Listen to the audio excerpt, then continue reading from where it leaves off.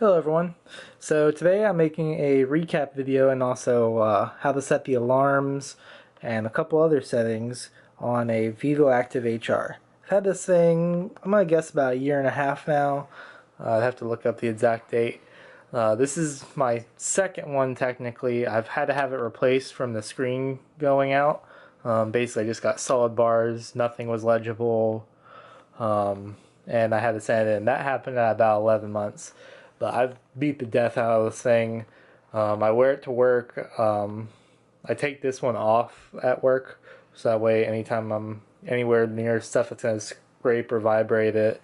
I work around heavy machinery, so it's very likely it's going to get damaged.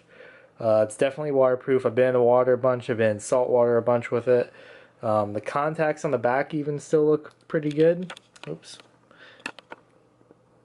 Yeah, you guys can't see it, but they pretty much just have the marking of where they got charged at, and even this one's been in salt water.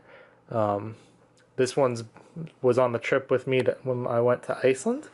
It worked very well there. I was happy to see that that worked in a different country. It's pretty close to the United States, so it wasn't too far off. The GPS worked. I did I think it was about 8 or 10 mile walk from Reykjavik, downtown Reykjavik, all the way out to the ferry to Fidi Island, I think it is. I'm sure I'm screwing. Vidi Island. And then walking around Vidi Island and then back in through the city and everything. The last one also made a trip to Mount LeConte outside of Gatlinburg in the Great Smoky Mountains National Park. That's the only time it really failed on me. I was in about 0 degree Fahrenheit weather. Definitely got about that low overnight. It was on my wrist and it was in my sleeping bag then. So I'm not sure exactly how cold it got or what the temperature specs are, but I'm not surprised that it failed. Because basically what happened is the time stopped and I just did a solid time until it started warming up, I believe. Or at least my body started warming up, which warmed it up. Okay, now on to the watch itself and not just my experience with it. My experience with it's been pretty good so far, minus it breaking. I think I just beat the crap out of it too much. I mean, I had scrapes all over it. There was nicks in the side of the screen from it hitting things. This one, I haven't scratched it except for like one little thing that I can't even barely see sometimes. So I think I'm doing pretty good. Okay, now back to the watch. So this is the Tides watch face. It's something you have to download off of the app download from the app from their app store on Garmin Connect. What this one does is it gives you time, date, so it says the day, Friday, August 19. Doesn't say the year, but hopefully you can remember the year. And then this one does tide, so I'm on boats a lot. So this is good for me to have because right now it's showing that we're high tide at 10:55. There's another one at 11:20 a.m. and then low tide at 5:09, 5:34. That's what those four numbers are. And then down here, this line stays there the entire time, and then this wave moves over as time goes by. It also tells me what the moon is. So right now we're almost at a new moon, so no moon visible at all. And that's useful for fishing. Then as far as how I use it, I have my day with the steps and calories. Steps as just a whole. Oops. Come on. It's not operating correctly. Intensity minutes. Last, it says last sport, but I'm going to call that last activity. Weather. Your notifications. Heart rate, and then the media player, and then back to this. It's not liking my fingers right now for some reason, but pretty much all these are pretty standard stuff, minus the clock face, of course. Weather is pretty accurate. I haven't had any issues really with that. It's pretty close. Nothing really there. Heart rate seems pretty good. And then what I actually like about this is in my car I only have an aux port. so I had to plug in my phone with the aux cord, and I use this kind of as a steering wheel controls, as I don't have steering wheel controls either. So that's on my wrist, and then I can fast forward, pause and play songs. So I find that really useful in the car. And then, so let's get to the meat of this. So for any settings, you have to use the 2 buttons. So left button is pretty much like a back button or escape. And then the right button is like an OK button or a yes button, something like that. The first press brings you to all your different sports and activities that you can do. But if you press and hold it, it'll give you the menu. So watch faces, that's where you can select watch faces. So that's where mine says Tide Clock. And I can do the time, adjust the time format, 12 or 24 hours, and then time source if I want to set it manually or if it's going to do it off of GPS and off of my phone through Bluetooth.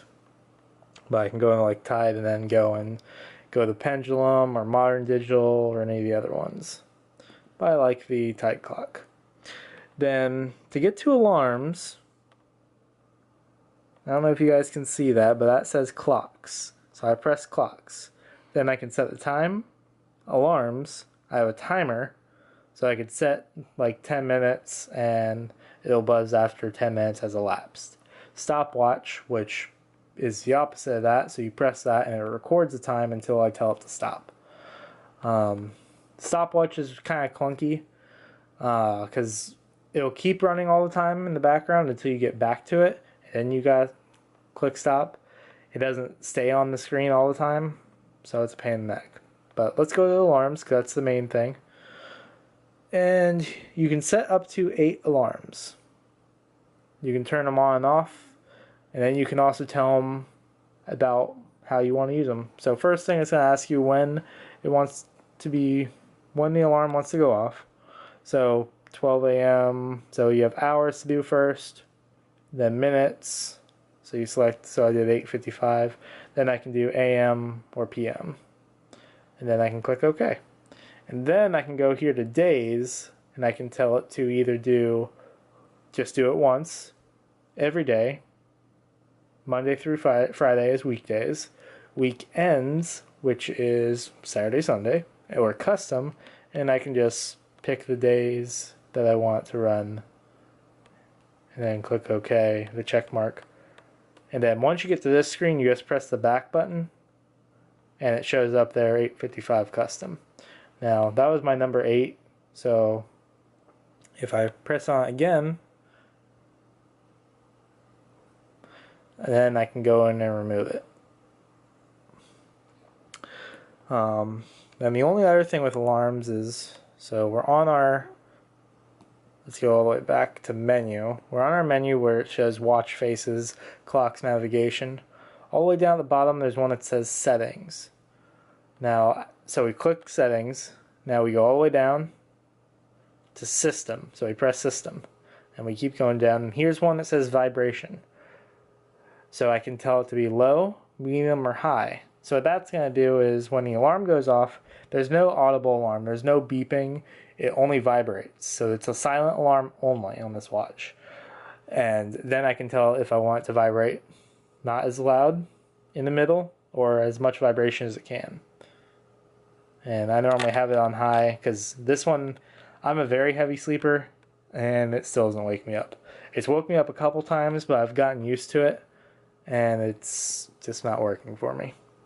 But that wasn't the main reason I bought it. It was a nice feature, but it's not the main reason.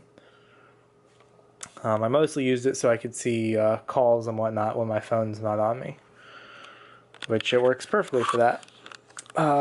Then we have the Bluetooth settings here, user profile, records, sensors, activities, apps, widgets. So widgets, those are what shows up on the screen. So those are all the ones I went through originally. So your music control, your steps, your day. And then apps are the activities like run, bike, pool, swim, things like that. But then just to go back, so if we're at the watch face and you want to get into settings, press and hold the right button, menu pops up, and you can go clocks, navigation, history, and everything there. Also, if you're on certain ones like My Day, I can press and hold it, and it gives me a separate setting here for My Day settings. So I can tell it to view timed activities, intensity minutes, floors, everything like that. But that's pretty much the majority of it. Alarms cannot be set by the app on the phone. So I'm not sure why you can't do that. I feel that's something you should be able to do, since you can pretty much do everything else from the phone.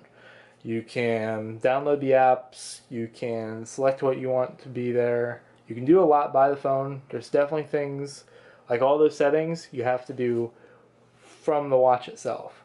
And that lets basically the watch know, okay, do this, you want to vibrate this much. Also in that settings, you can see the exact battery life. So I use that a lot. Normally if it's over 10%, because it goes red at like 25%, and I just run down about 10% before I start charging it. And that normally works pretty well for me. If you guys do have any questions about it or want to see anything specific, I can add that into the video later on. Thank you for watching though. In the description down below, I'm going to put a link to the user PDF where you can find that on Garmin's website, and then you can download that, and if there's any very specific questions you have, that's where I would look. I try to look at all the PDF documents of everything I buy because they really give you what the manufacturer says is how this should work and how that will work. The manufacturer's gonna know best with their product. They made it. So I can tell you everything about it, but they're gonna be the best person to ask anyway. But hopefully this helps with setting up alarms, or if you're curious how alarms work on this watch. But thanks again for watching. We'll see you guys next time.